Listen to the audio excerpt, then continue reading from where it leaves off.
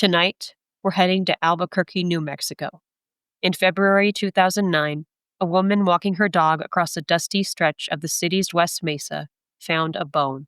It turned out to be human, and it led police to a burial site containing the remains of 11 women and one unborn child. The killer has never been caught. This is the West Mesa Murders, sometimes called the case of the West Mesa Bone Collector. It's one of the largest homicide investigations in New Mexico's history. And for families, it's been an agonizing wait for answers. I'm the corner of Pleasant Hill and John Young Freeway.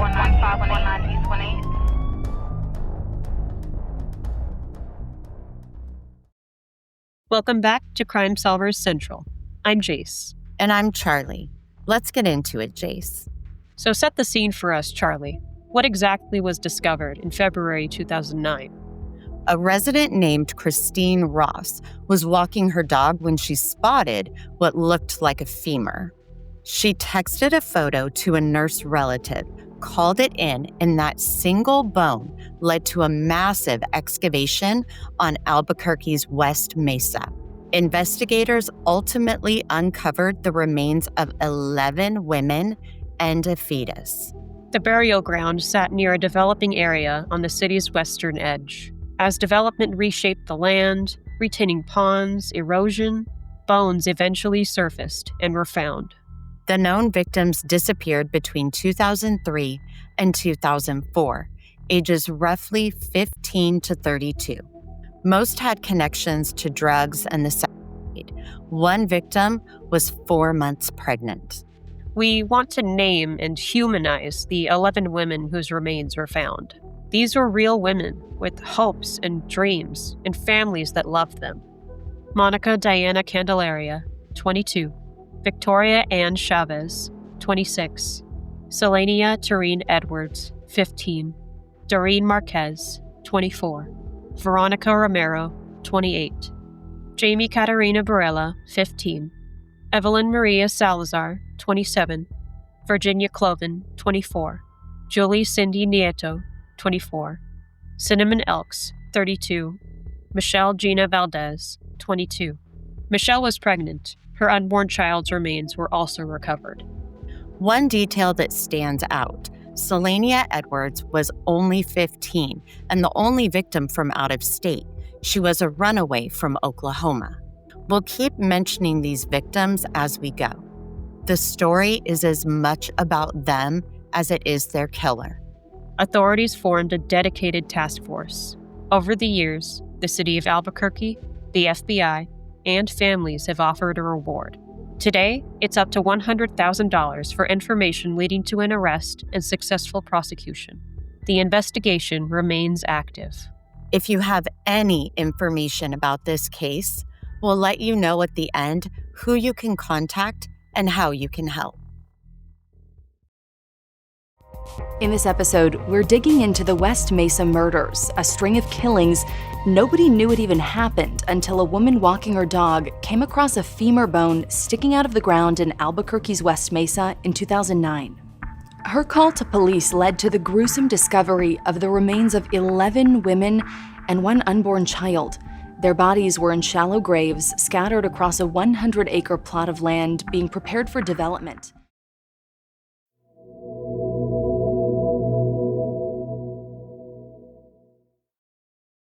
Timeline-wise, most of the victims disappeared from May 2003 to September of 2004.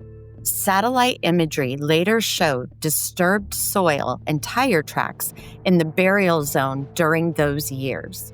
Development then buried parts of the arroyo until erosion re-exposed remains, prompting the discovery in 2009.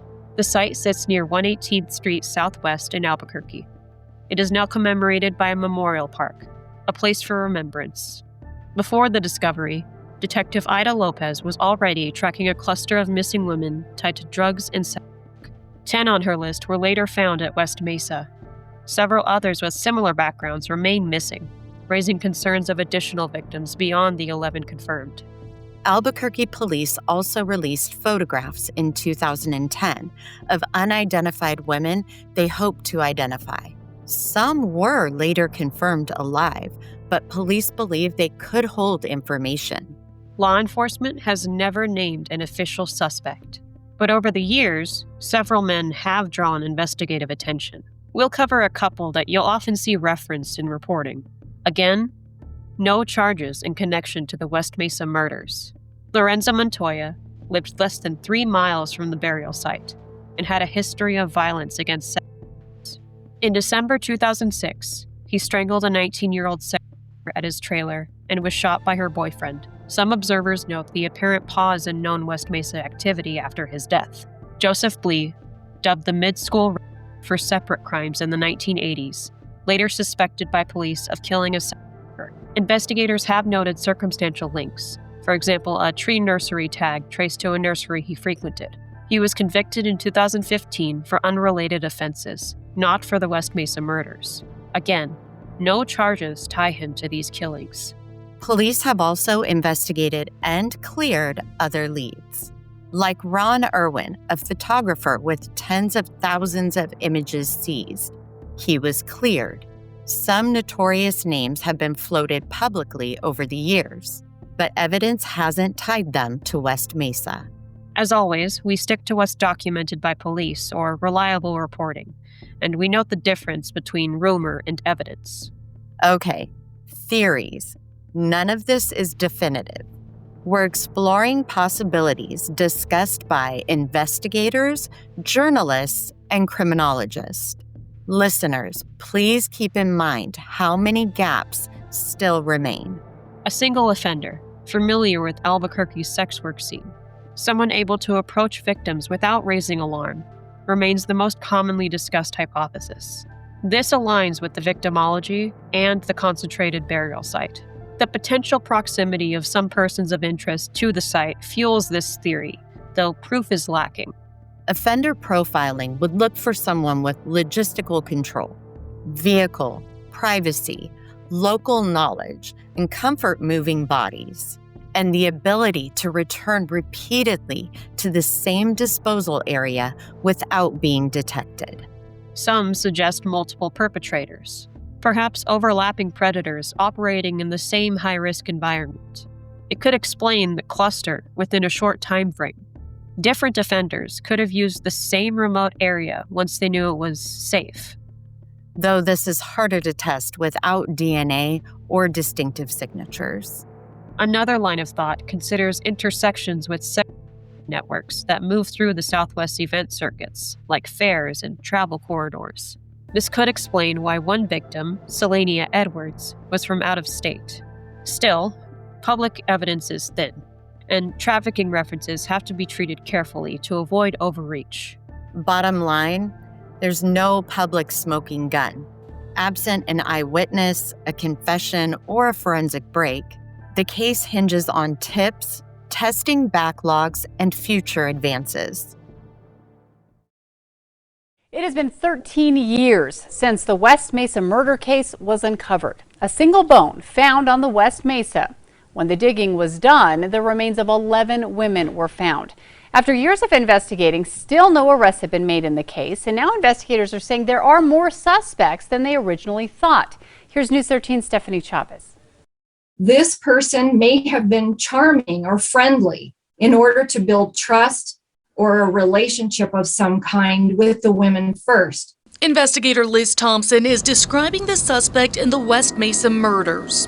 This person is a predator who sought out vulnerable women. Thompson, a retired APD homicide sergeant, is now the contract investigator on the West Mesa murder case. If you knew any of these women or saw something around Albuquerque's west side in the early 2000s, or if you recognize details that never made it to the police, please come forward. You can contact the Albuquerque Police Department West Mesa Investigation Line at 505-768-2450. You can leave an anonymous tip at Crime Stoppers 505-843-STOP 7867. You can also call the Historical Task Force line, 1-877-765-8273, the 118th Street Task Force. Any information leading to an arrest and successful prosecution may be eligible for a reward up to $100,000. You can also visit Crime Solvers Central online. If you have credible information and prefer to reach out to us first, we'll pass it along to authorities. Sharing this episode helps keep the case in the public eye. For families still waiting, you're not forgotten. I'm Charlie. I'm Jayce. Until next time, stay safe, stay curious, and stay loud.